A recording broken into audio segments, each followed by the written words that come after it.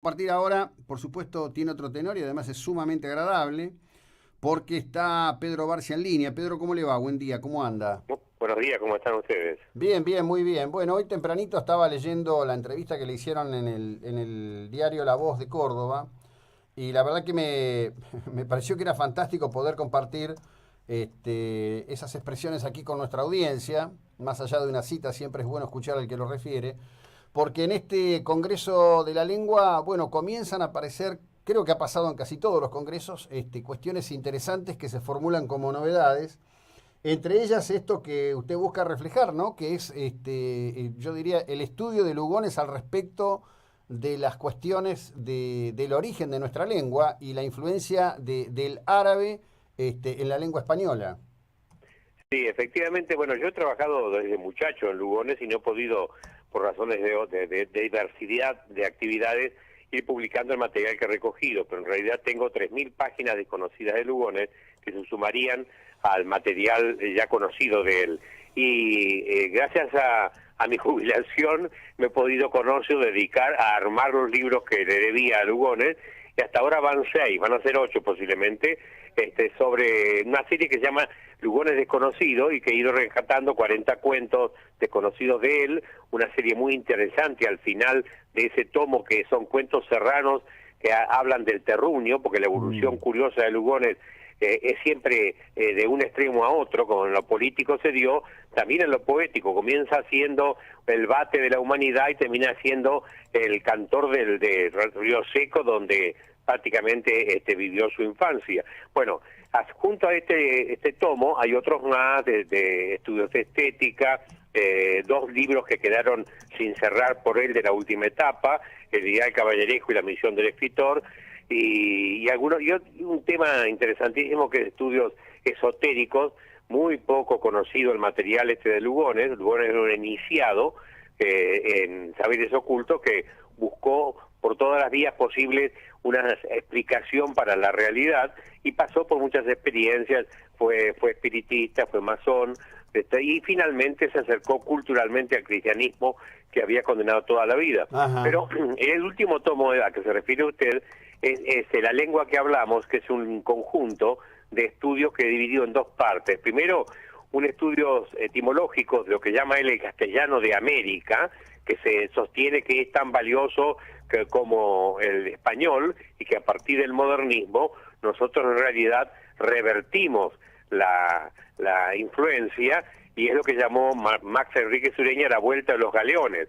En vez de venir los galeones aquí cargados de oro, le enviamos con el modernismo a España los galeones cargados de novedades literarias que modificaron la lengua. Bueno, él, como usted señalaba, en la primera parte de los estudios etimológicos atiende a 2 aspectos muy interesantes, que son la no sospechada influencia pesante, grande, de la lengua arábiga a la que se dedicó a estudiarla en la última etapa de su vida, sobre las etimologías de muchos criollismos que creemos de absoluta irrancia, estirpe criolla, ¿no? Claro. Y en segundo lugar, otro conjunto de criollismos también que provienen de España, que en España dejaron de usarse, y por quedarse radicados en el interior del campo argentino, que naturalmente, como toda zona aislada, es tradicional, mantiene conservadoramente la materia de la lengua, pues han sido y siguen siendo vigorosos para nosotros, cuando en España no existen ya. Esta es la primera parte del libro. La segunda se refiere a las actitudes del hablante, son todos ensayos desconocidos de Lugones, el lenguaje torpe de los argentinos, el lenguaje, la gauchiparla, como le llama él, es decir, Mm. esa tendencia a querer asociar el gaucho al argentino como si fuera la esencia de lo argentino, el lenguaje cursi, y así parecidamente va desarrollando esta concepción. Entonces me pareció interesante el aportar, porque yo no voy a ir al Congreso, pero mi aporte será este tomo dedicado a Dider Lugones, que es el mayor poeta cordobés y es el lugar donde se realiza el Congreso. La sede es Córdoba, Claro, la sí, Córdoba sí. del propio Lugones. Claro. Ahora, sabe que en ese sentido, en la cuestión al respecto de la influencia del árabe en la lengua española, que por otro lado tiene razonabilidad pensando en en el califato durante casi 8 siglos allí, y la interacción permanente, que es un capítulo bastante desconocido en general a nivel popular, como fue esa interacción durante esos 8 siglos,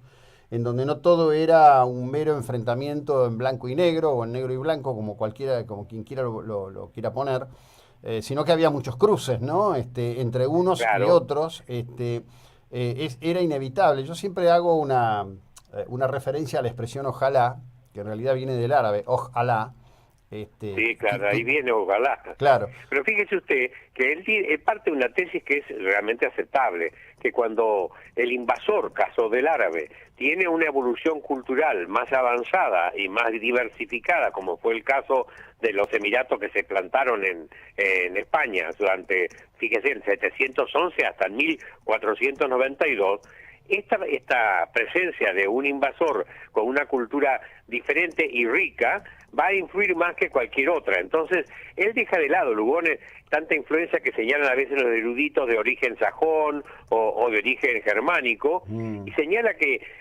ha penetrado más cabalmente en la lengua española como en las costumbres españolas, lo arábigo. Y fíjese que esto lo está diciendo en 1925, 26, lo dijo antes, lo dijo en realidad en el Imperio Jesuítico, que es de 1905 y que había dedicado a las misiones jesuíticas, cuando él tenía una posición muy crítica respecto de España, señala esta presencia. Y es en Argentina donde Américo Castro, que está radicado entre nosotros durante un tiempo, va a concebir con su idea y su libro, La realidad histórica de España, que fue un libro revolucionario, donde plantea precisamente esta penetración profunda de lo islámico en la cultura, en la vida y en la lengua de los españoles. Claro, sí, sí, sí. Bueno, es un caso que quizás hoy a la luz de las realidades políticas hasta sea molesto o disruptivo. En España está apareciendo toda una literatura que busca demitificar la intelectualidad árabe de esos años, atribuyéndola en todo caso a la cooptación por parte de los poderosos de turno de personas que en realidad eran de origen judío o cristiano, pero la verdad que ese es un debate que no puede desmentir el pasado, ¿no? Es muy complicado querer desmentir el Pero pasado. fíjese que lo que plantea en el libro que fue reeditado y que fue criticado por Sánchez Albornoz, después, cuando estaba en Argentina Sánchez Albornoz, muy duramente, pero que realmente la tesis de Américo Castro se mantiene.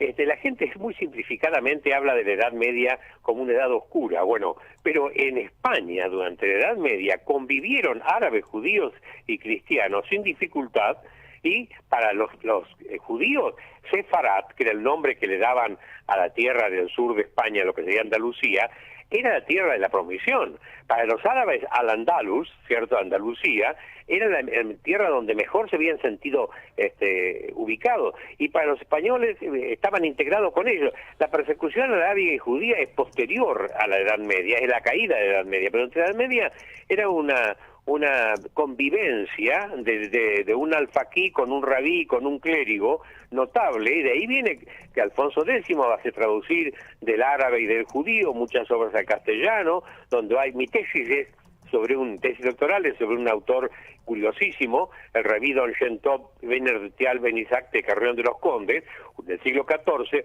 un hombre que asocia las tres culturas en su poema.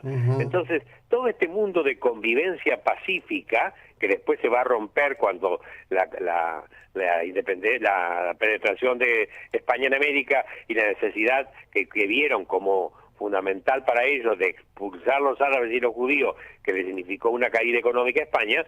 Todo esto es una cuestión que ya planteaba muy bien Américo Castro y que hoy, como usted dice, está revisando nuevamente.